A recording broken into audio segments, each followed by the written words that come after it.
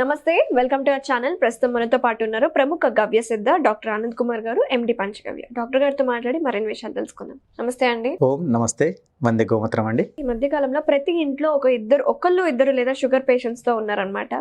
So sugar వ్యాధిన బాధపడే వాళ్ళు వాళ్ళ బ్లడ్ షుగర్స్ లెవెల్స్ ని నార్మల్ చేసుకోవాలంటే ఏం చేయాలంటారు? తీసుకోవాల్సిన జాగ్రత్తలు ఏంటి? ఎలాంటి ఫుడ్ తీసుకోవాలంటారు? ఈ రోజైతే షుగర్ అనేది చాలా పెద్ద ప్రాబ్లంగా మారిపోయింది. ఇది కరోనా టైం లోపల ఎంతమంది అయితే చనిపోలేరో ఈ షుగర్ బారిన పడేసి చాలా మంది వీక్ అయిపోయి చనిపోతున్నారు. అయితే ఈ లెక్కలు ఒకవేళ మనం కట్టుకుంటే చాలా ఇబ్బందికరమైన లెక్కలు ఇవి మొత్తం భారతదేశంలో చూసిన. ఈ ఇబ్బంది ఎలా ఉంది అనేసి అంటే మెయిన్గా అంటే ఇది లైఫ్ స్టైల్ డిసీజ్ కిందకి వస్తుంది. లైఫ్ స్టైల్ డిసీజ్ అనేసి అంటే ఎలా, ఏదైనా బయట ఉన్న క్రిములు కానీ బ్యాక్టీరియా కానీ వైరస్ కానీ సోకితే అది రోగం కిందకి అవుతుంది. ఇది నేను లైఫ్ స్టైల్ డిసీజ్ ఎలా చెప్తున్నాను అంటే మనము లేచే విధానము, తినే విధానము, పనిచేసే విధానము, వీటిలో మార్పు వచ్చినప్పుడు శరీరం అనేది ఇబ్బంది పడుతుంది. ఆ ఇబ్బంది పడినప్పుడు మనకు మెయిన్గా కనిపించేది ఫస్ట్ సిమ్టమ్ ఏంటిది అనేసి అంటే మోషన్, కడుపు ప్రాబ్లం. ఎప్పుడైతే కడుపులో మనకు ప్రాబ్లం కనిపిస్తున్నదో అప్పుడు డైజెషన్ దెబ్బతింటుంది. అయితే దెబ్బతినడానికి ఇక్కడ మనము పూర్వకాలం లోపల అధిక బరువులు లేపవడం చేయడం ఇది చేసినప్పుడు నావి జరిగిపోయేది, దాంతో డైజెషన్లో ప్రాబ్లం వచ్చేది. ఈ రోజుల్లో అధిక బరువులు ఎక్కువ లేపకున్నా కానీ మరి డైజెషన్లో ప్రాబ్లం వస్తుంది కదండి అనేసి అంటున్నారు. మరి అది ఎక్కడ వస్తుంది అనేసి అంటే మనం తినే ఆహార పదార్థాలు ఏవైతే ఉన్నాయో వాటికి. అయితే తినే ఆహార పదార్థాల లోపల అనేసి అంటే ఇక్కడ మనం మళ్ళీ ప్రశ్న వేసుకోవాల్సి వస్తుంది, మరి ఏం తింటున్నాం మనము, ఏం తింటున్నాము, ఎలా తింటున్నాము, ఎందుకు తింటున్నాము. తినేది ఎందుకు? శరీరంలో శక్తిని పెంచుకోవడానికి, నూతన స్ఫూర్తి రావడానికి, చేసిన పని లోపల ఉత్సాహం ఉండడానికి. ఇక్కడ ఏం జరుగుతున్నది, మన తిన్న ఆహార పదార్థం తిన్న తర్వాత ఇంకా మందగిచ్చిపోతున్నాడు, ఇంకా అప్పుడే ఇమీడియట్లీ నిద్ర చేసి పండుకుంటున్నాడు. ఇది జరుగుతున్నది. ఎందుకు? శరీరం అనేది సరిగ్గా డైజెస్ట్ చేయలేకపోతున్నది. మరి డైజెస్ట్ చేయాలంటే ఏం చేయాలి ఇక్కడ అనేసి అంటే శరీరానికి కావాల్సినంత ఫైబర్ ఇవ్వాలి. అది ఫైబర్ ఇస్తలేము. మరి ఫైబర్ ఎలా దొరుకుతుంది అనేసి అంటే డైరెక్ట్ ఫైబర్ అయితే తినలేము కదా. సో మరి దేంట్లో దొరుకుతుంది అనేసి అంటే పచ్చి కూరగాయల్లో దొరుకుతుంది, పండ్లలో దొరుకుతుంది, మనం తినచ్చు. అయితే ఇక్కడ షుగర్ సమస్య వచ్చిన వాళ్ళకు మెయిన్ ప్రాబ్లం ఏమవుతుంది అనేసి అంటే లివరు అండ్ ప్యాంక్రియాస్, వీటి నుంచి విడుదలయ్యే యాసిడ్స్ ఏవైతే ఉన్నాయో ఆ యాసిడ్స్ సరిగా పనిచేయకపోవడమే. అంటే మనం తింటున్న ఆహార పదార్థాన్ని జీర్ణం చేయడానికి ఈ శక్తి సరిపోతలేదు. కొన్ని టైంలలో ఈ తిన్న ఆహారము జీర్ణింప చేయలేకపోతున్నది. ఇది యాక్చువల్లీ మన కడుపులో యాసిడ్స్ ఎంత హెవీగా ఉంటాయి అనేసి అంటే ఒక ఎముక కానివ్వండి, చికెన్ ఎముక కానీ అమాంతంగా నువ్వు అలా మింగేస్తే ఆ హైడ్రోక్లోరిక్ యాసిడ్ ఉంటుంది మన కడుపులో, అది ఏం చేస్తుంది అనేసి అంటే ఆ ఎముకని కరిగించేంత శక్తి ఉంటుంది. మరి ఎముకని కరిగించేంత శక్తి ఉన్న జఠర రసం మన కడుపులో ఉండగా మరి షుగర్ ఇలా రావడం ఏంటి అనేసి మనకు ప్రశ్న. సో ఇక్కడ ఏం జరుగుతుంది అనేసి అంటే తిన్న ఆహార పదార్థం సరిగ్గా అరగకపోవడం ఒకటి ఫస్ట్ ఆఫ్ ఆల్. ఎందుకు? తింటున్న ఆహార పదార్థానికి ప్రతి బుక్కకు నీళ్ళు తాగడం ఫస్ట్ ప్రాబ్లం. సెకండ్ ప్రాబ్లం వచ్చేసి తిన్న ఆహారాన్ని నోట్లేసిండా అటు తిప్పిండు ఇటు తిప్పిండు గటక్కని మింగేసిండు, ఇది రెండోది. అలా చేయడం వల్ల ఏమవుతుందంటే నోట్లో అరగాల్సిన పదార్థం సరిగా అరగక కావాల్సిన లాలాజలం కడుపులో వెళ్ళకపోవడం ఒకటి. రెండోది ఏంటంటే తినే ఆహార పదార్థాల లోపల మానవ శరీరానికి కావాల్సిన ఆహార పదార్థం ఏదైతే మనం కన్జ్యూమ్ చేయాలో అది చేయకుండా విపరీతమైన పదార్థాలను రాంగ్ కాంబినేషన్లో తినడము ఇంకో ప్రాబ్లం. మరి రాంగ్ కాంబినేషన్లో తినడము అనేసి అంటే మాంసం కిందికి వస్తుంది. మాంసం లోపల ఎలాంటి తిండి తింటారు అనేసి అంటే ఇప్పుడు టోటల్లీ జెన్యున్గా ఉన్న మాంసం కూడా మీకు ఏం లేదు. యాక్చువల్లీ మాంసం తినకూడదు. అయితే ఇక్కడ ఏంటంటే మొత్తం హైబ్రిడ్ అన్నట్టు, అంటే కెమికలైజ్డ్ మాంసము, కెమికలైజ్డ్ కూరగాయలు, ఫుడ్ అన్నీ. అయితే నీకు ఒక్కొక్క సమయం లోపల ఒక్కొక్క కూరగాయలు మనకు దొరికేటి, ఆ సమయాల్లోనే మనం ఆ కూరలు వండుకునే వాళ్ళం, చేసేవాళ్ళము. మిగతాది మార్కెట్లో వేరే దొరకకపోయేది. ఇది నేచర్కి తగ్గట్టుగా మనం జీవించే విధానం ఉండే ఇంతకుముందు. ఇప్పుడు ఏమైపోయింది, ప్రతి సీజన్ లోపల అన్ని కూరగాయలు దొరుకుతున్నాయి, హైబ్రిడ్ అయిపోయింది. అయితే అయితే ప్రకృతి యొక్క స్పెషాలిటీ ఏంటి తెలుసా? ఏ సీజన్ లోపల నీ శరీరానికి ఏం అవసరం ఉందో అదే ఇస్తుంది. అంటే ఏ సీజన్ లోపల అతి తక్కువ రేట్ ఉంటుందో ఆ కూరగాయలు నీ ఆరోగ్యానికి మంచి అని అర్థం. అంటే ఎక్కువ పంటనిస్తుంది కదా, సో అది మంచిది అన్నట్టు. అప్పుడు ఏం చేస్తుందంటే శరీరాన్ని డైజెస్ట్ చేస్తున్నది.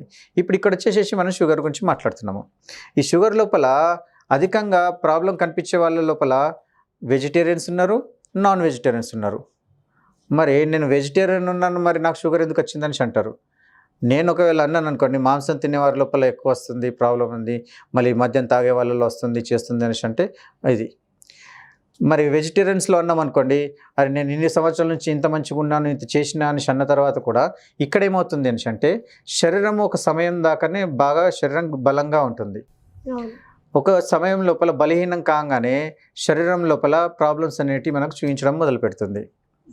అయితే ఇక్కడ ప్యాంక్రియాస్ యొక్క యాక్టివేషన్ అయితే కొన్ని రోజులు మనం లివర్లో ఉన్న జఠర రసం ఏం చేస్తుందంటే జీర్ణాశయంలో ఉన్న పదార్థాన్ని అరగదీసేసి శక్తిగా మార్చి రక్తంగా మార్చడానికి ఏం చేస్తుందంటే ఆ రసాన్ని తీసుకెళ్ళి కిడ్నీకి, కిడ్నీ నుంచి మళ్ళీ లివర్కి, లివర్ నుంచి మళ్ళీ గుండెకి, గుండె నుంచి మళ్ళీ మొత్తం శరీరానికి తిరిగేసేసి మళ్ళీ లివర్కి వచ్చి మళ్ళీ ఇలా తిప్పుతూ ప్రాసెస్ కంప్లీట్ చేస్తుంది. అంటే ధమనుల్లోనూ మరియు సిరల్లోనూ మంచి రక్తము, చెడు రక్తాన్ని ప్రవహింపజేస్తున్నది.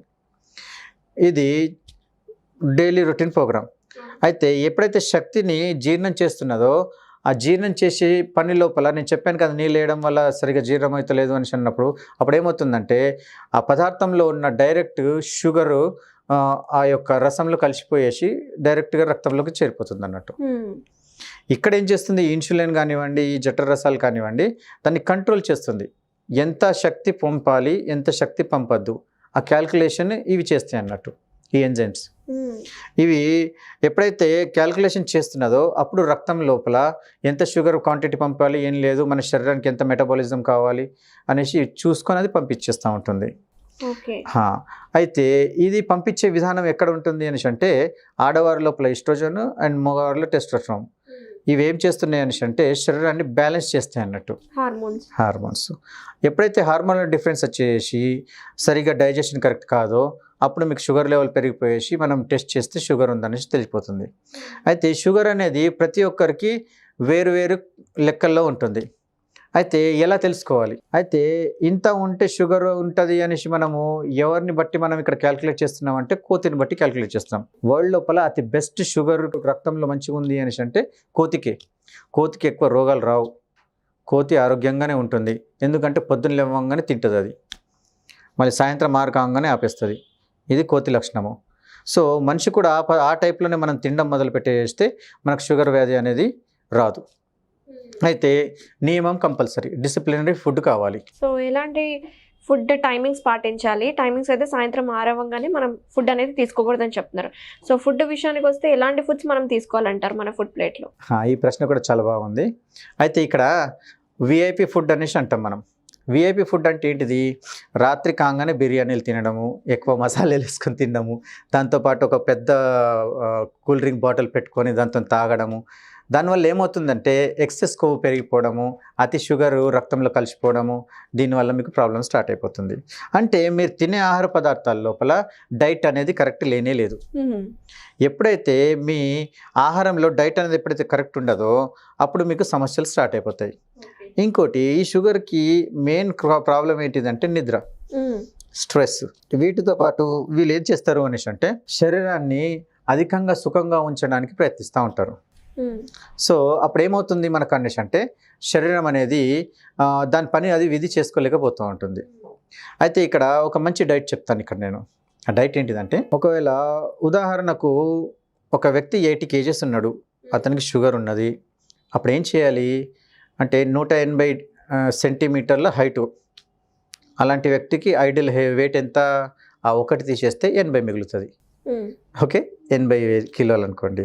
ఆ 80 కిలోలకి మనం ఏం చేస్తాము, దానికి హాఫ్ అంటే 400 గ్రామ్స్ లేదా 800 గ్రామ్స్ తినే కెపాసిటీని బట్టి పొద్దున బ్రేక్ఫాస్ట్ లోపల అతనికి మనం ఫ్రూట్స్ ఇస్తాం తినడానికి.